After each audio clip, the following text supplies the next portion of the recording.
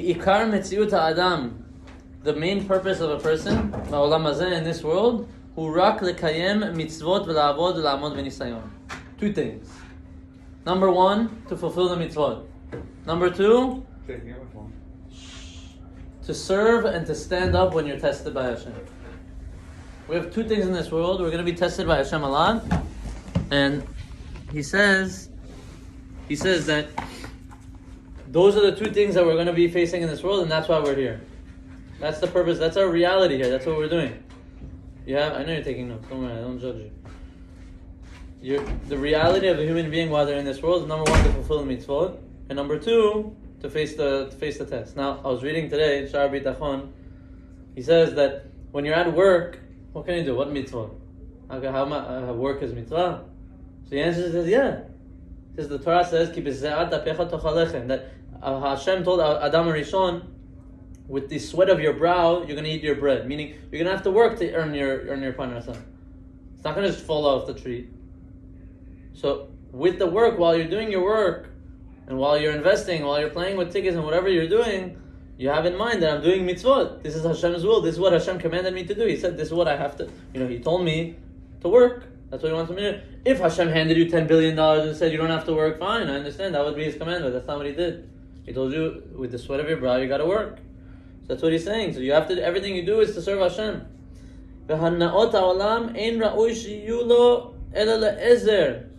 The pleasures of this world, everything that gives you pleasure, it should only be to help you. Only as a source of pushing and help. So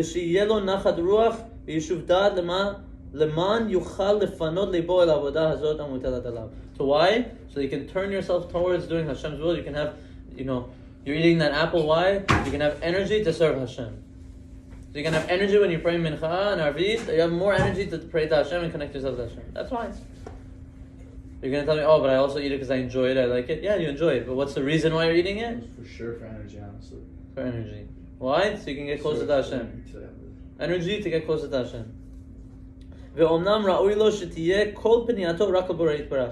Everything you turn to in any direction should be only and solely to Hashem. That's what he says. You shouldn't have any other purpose in any action you do, im katan v'im gadol, whether tiny, whether huge, to get closer to Hashem. Our goal is to get closer to Hashem. We want to break any barriers in between us and Hashem. Anything. And he says, that's all of the the gashmiut, all of the physicality in this world. Those are the things that are barriers between us and Hashem. But as we said before, the neshama hates those things. The soul doesn't like those things. They block us off from Hashem. And he says, Ad shim mashech acharav yitbarach mamash barzel achar even hashoevet. He's saying that until you're drawn after Hashem, literally like a metal that's attached to a magnet. That's how our connection to Hashem should be. You know how magnets are with the metal? You put it close to it, and sometimes you can do it through hands. Our connection to Hashem should be that the strongest magnet in the world, that you can put it through the table and it attaches to the other side of the table. That should be our connection to Hashem. That kind of magnet. And he says, anything you could think of that is a middle ground to get you to that closeness, you're dof acharav. Run after it. Literally run after. This book is a little bit less note-taking, is more minds. It's more like, just think about what's going on. What's our purpose here? This is the first chapter. Don't let go of that. Whatever you think will bring you closer to that purpose, run after it and don't let go of it. And he says, anything you think that will pull you away from that purpose, of that closeness to Hashem, run away from it like you run away from fire. What happens when you have a fire, you're making food, and you put your hand over the fire and it burns. What do? You pull your hand away. The same thing should happen when sin comes to your hand. When you're about to fulfill a sin, you should pull your hand away. You should run away from the sin. When you have option to eat kosher, non-kosher, you're about to touch a non-kosher, you should be running away from it, like you run away from anything that pulls you away from Hashem. Right? That's the idea. Like the pasuk says in Tehillim, right? David HaMelech says, Davka nafshi acharecha, my soul will stick after you, will run after you. Be tamcha yeminecha. He says, your right arm has supported me. Obviously, Hashem doesn't have any body parts. It's an idea. What he's saying, since our coming into this world is only for this purpose, to get to that closeness to Hashem. He's saying our purpose in this world is to get to the closeness to Hashem. Saying you need to escape everything that detracts you and pulls you away from that closeness. You need to remove yourself from any position you're in that brings you away from that. Your question, really, a lot of decisions you make probably aren't black and white. But if you put this as your decision maker, should I do it, should I not? It's very clean. It's very clear what you should do. Anything you do in life. Will this bring me closer to Hashem? Do. Will it not? Don't do. Now there's a lot of questions in between, in the gray spots. What is considered bringing closer to Hashem? How much should I work? Is working for X amount of hours bringing closer to Hashem or not bringing closer to Hashem? That's up to each and every person individual, and it's not a general law for all people. Each and every person is specifically different. But you have to figure out, if this brings me closer to Hashem, I do it. If it doesn't, then I don't do it. That's the mindset. It's very clear, and it seems very clear from him also. Mesillat Yesharim? Yeah. We're almost there. We're almost at the end of the chapter. Okay, he says, after this rule became clear to us, you need to investigate very deep into all the details for all their different levels. Like this huge rabbi in the time of the Gemara, he made all of these different laws. He explains, and this is what he's going to go through them right now.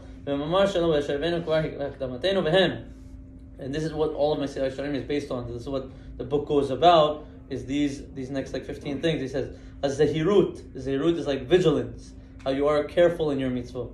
Zrizut is your alacrity, I think the English word is. It's more of like your quickness to go do a mitzvah.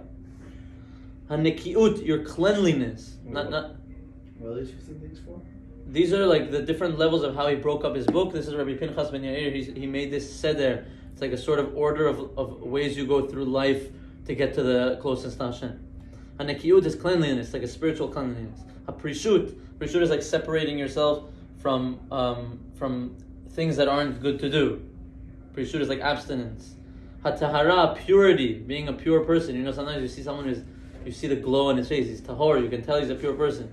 Chasidut. After you get past the level of purity, you get to the level of chasidut. Chasidut is doing things above the letter of the law. You do things that you're not obligated to do. You do extra things. Ha'anava, humility, being humble. Yirat, fear of sin. Being afraid. If you're about to do a sin, you know that there's always, the Pirkei Avot says, we learn this together. There's always an eye watching you, an ear listening to you. All your actions are written in the book. Everything's written. Be scared that sin is not good. It pulls you away from closeness to Hashem. V'kedusha, and sanctity, and holiness. Right? These are the things we have to try to acquire. Obviously, level by level, we're going to go through each and every one.